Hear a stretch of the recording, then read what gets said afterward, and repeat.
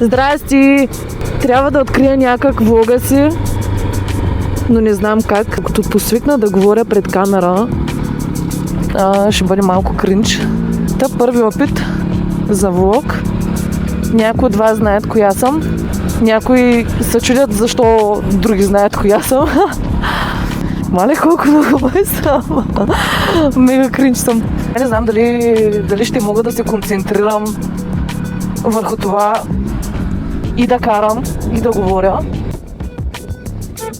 Но ще пробвам някой свирна. Хубавото на влоговете е, че хората, които ме следват в Инстаграм, ме знаят от кратките клипчета. А там няма много възможност за опознаване, там няма много възможност да... Не съм се закопчала каската отдолу. Проблем.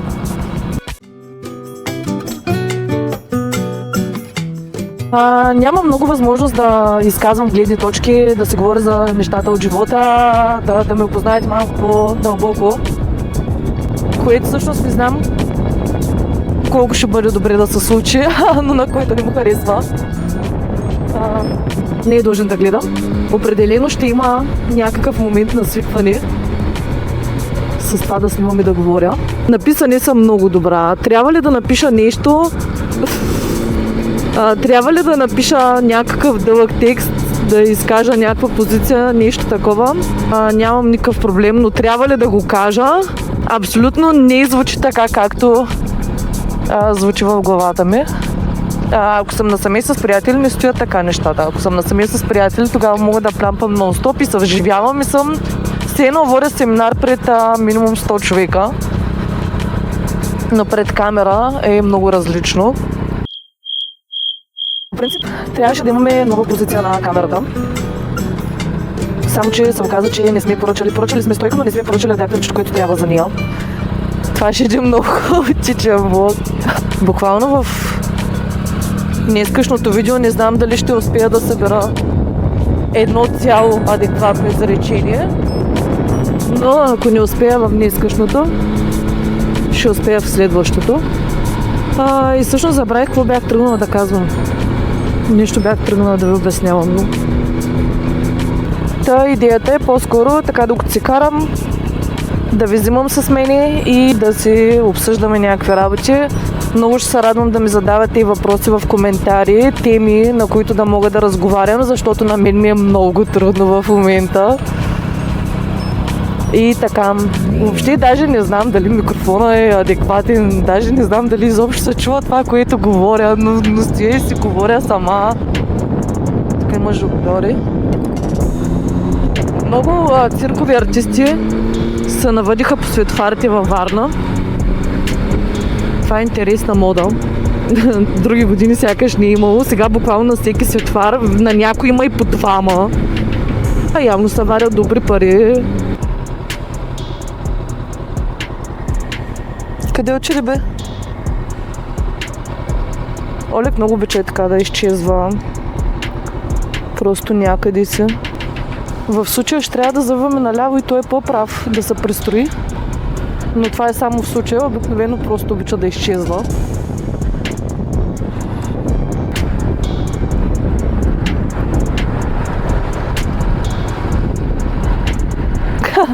Това момиче иска да я подам газ.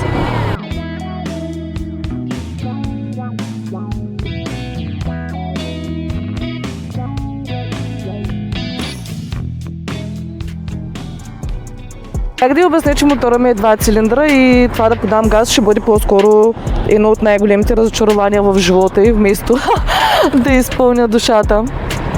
Няма как да я го обясня. Аз съм и в момента с толкова ауспух и това прави нещата доста по-зле.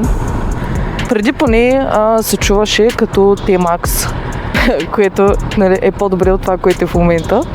Ние го махнахме сравнително скоро и странното е, че аз сравнително скоро, може би 2 месеца, може би, защото не караме толкова често. Аз 2 месеца не мога да загрея всеки път, когато излизам. Тогава загрявам, че...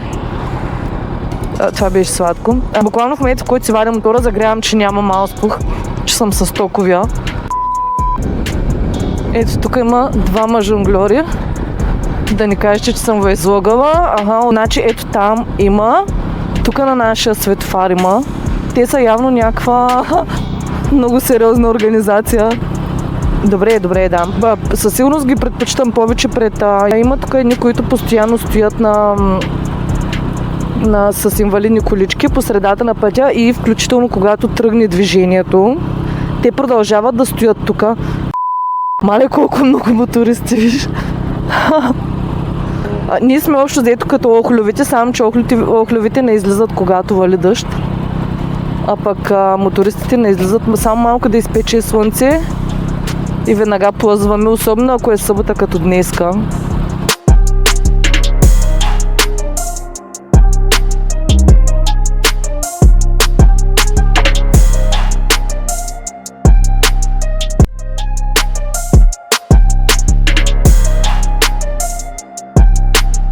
Много ме е страх да карам, когато каската ми не е закопчана отдолу. И просто трябва да му кажа да спрем някъде, за да мога да се я закопчия. После мотористи сме карали бързо. Гледайте колите какво правят.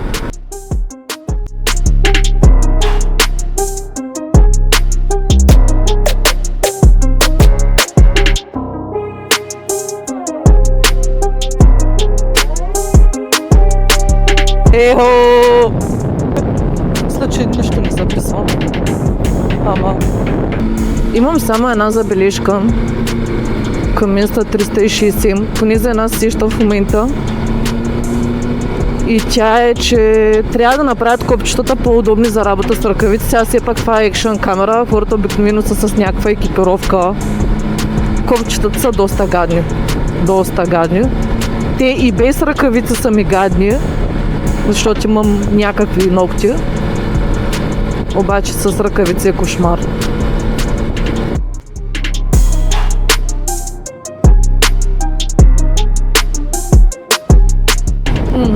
Какво е това движение? Мале, когато е топло, направо движението е кошмарно. Добре. Жените обикновено са тези, които грам не се поглеждат огледалата, за да ми покуци в окото. И това не е добре, докато карам. Браво. Повечето хора бих казала, че се дърпат. Не знам къде са тези от TikTok, които имат против това, че мотористите караме между колите.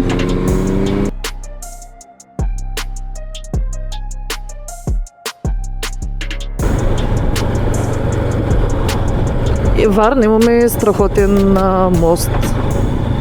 Тоест, моста е ужасен. Моста е, меко казано, ужасен. Обаче, гледката от моста е просто скандална. Живея тук от много години и бих казала, че морето не ме впечатлява толкова. Защото съм свикнала с него, повече ме впечатлява планината. Обаче това е една от гледките на морето, които просто са вау.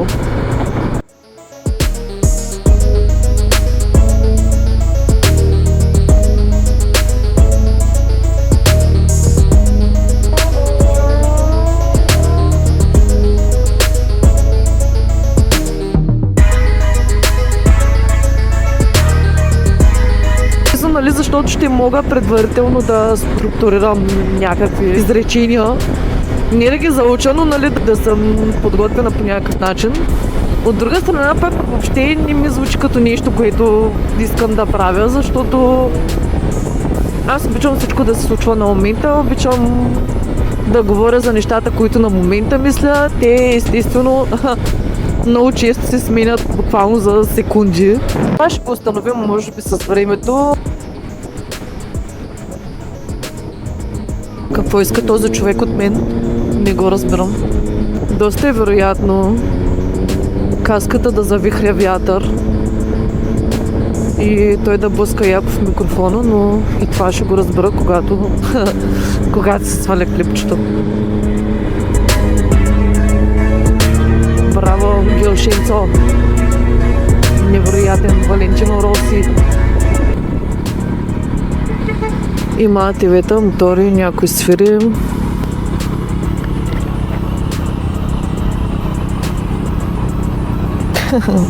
Хората са много сладки.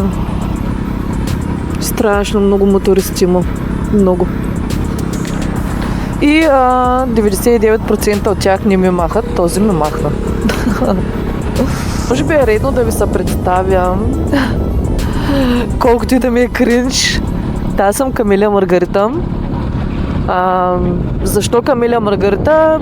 Ще ви обясня в друго видео. Веднага ви казвам, защото знам, че това е абсолютно задължителен въпрос, когато си кажа имената. Защо така? Да ще ви обясня някой друг път. Има бебенца, които спинкат и тогава е хубаво. Здравей! Хубаво е, като минаваме покрай бебенца, когато е възможно, нали, малко така по-тихичко. Аз гледам да стискам съединителя, когато имам такава възможност. Да, в крайна сметка, да, всички правим глупости, всички си позволяваме да удряме прекъсвачи и така нататък, но е хубаво в повечето от случаите да се съобразяваме. Мале колко много хора има. Буквално всички умряха от студ тези дни и просто са нямали търпение да излязат и да се разходят. Ето хората се усмихват като не видят. Пак казвам, къде са тия от TikTok, които много знаят, много коментират, много хейтят, много мразят. Къде са? Нямам представа. Ето и този човек, той се усмихваше. Нямам представа къде са. Не ги виждам и не искам и да ги виждам. По принцип не искам да имам представа къде са. Искам да виждам и така усмихнати хора. Не да се радват на мен, не държа да се радват на мен, но държа да са щастливи като цяло, да са усмихнати, да са весели.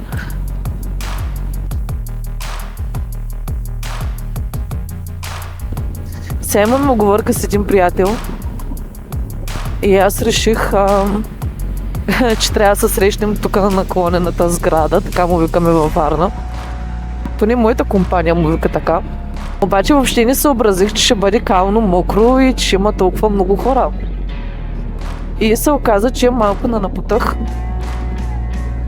Но такова е. Да. Като видите мотор, е хубаво да вземете някакво решение какво ще правите.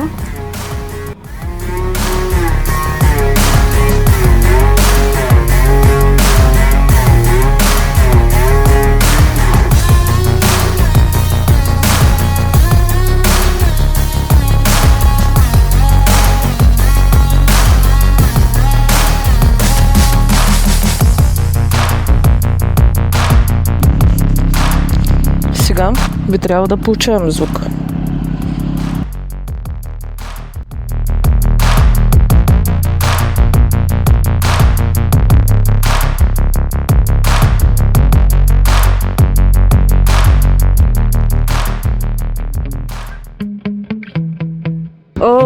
Сега загрях. То днес е 14 февруари. Добре, до сега имаше шум. Сложихме пухчето на микрофона и сега би трябвало да е по-добре. Гадното е, че това са работи, които разбираш, когато спреш. И обикновено ти си изговорил хиляди неща, докато дойде този момент, в който спираш и си проверяваш какво си сътворил. И се оказва, че всичко, което се снимал, се изгубва, защото не става. Лошото е, че имам пиш. И това е проблем, когато съм с целия екип.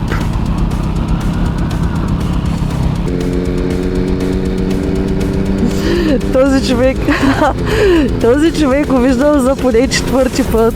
Не знам дали му има нещо или просто е страшно весел. Но всеки път е супер смешно, защото той се радва супер много. И буквално всеки път е такъв усмихнат до уши и излиза до пътя, за да може да ни види. Нали, с всички мотористи предполагам прави това, но просто е много сладко.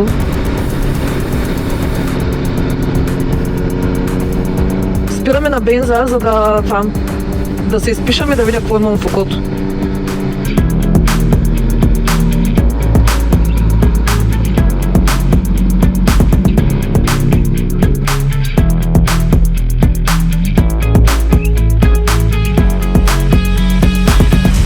Само, че те спряха там, а на мен камери, мамери, всичко ми е така.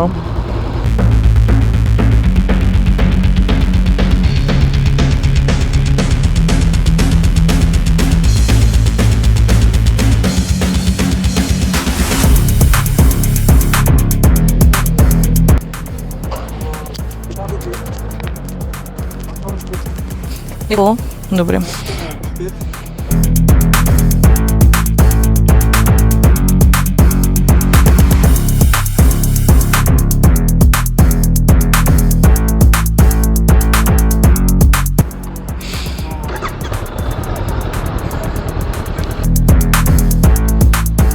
Хайде, ще много топло.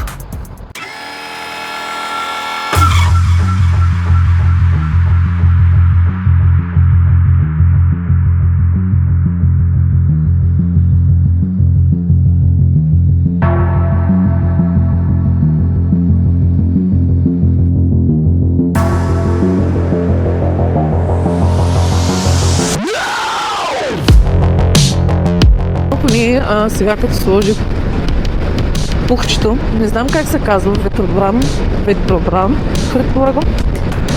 Да, сега като сложих пухчето, поне ще разбера дали върши някаква работа. Нямам подбрадник тук долу, не можах да го намеря и всъщност влиза ужасно много вятър в каската. Здрасти отново.